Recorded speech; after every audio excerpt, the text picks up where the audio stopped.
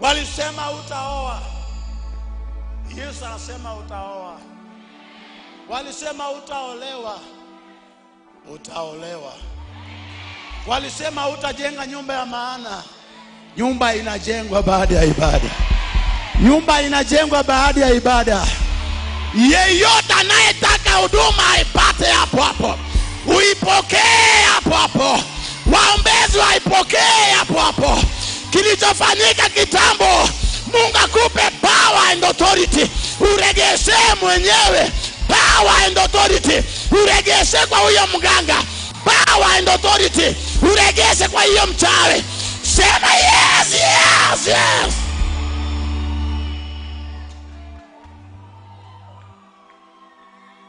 Oh. Maisha yabadilike.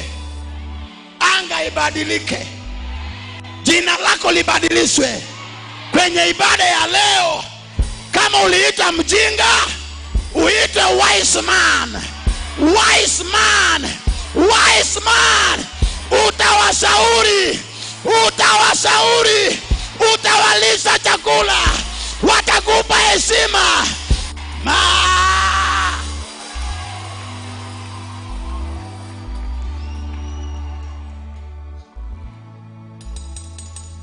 Amen. Ninakujengea madhabahu.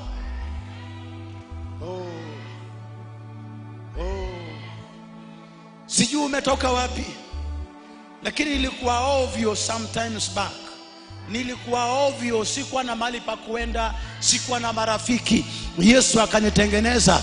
Katikati yenu kuna wengine wanalia machozi hapa, lakini machozi inatolewa, furaha inakaribishwa. Machozi yanatolewa, furaha inakaribishwa. Yesu atengeneze maisha yako leo.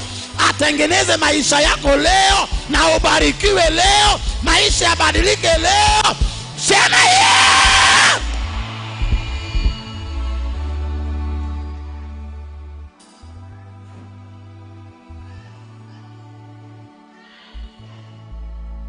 Power and authority. Ukiwa nayo, pesa yatakufuata. Power and authority. Mwanamke atakufuata. Utaoa rahisi sana.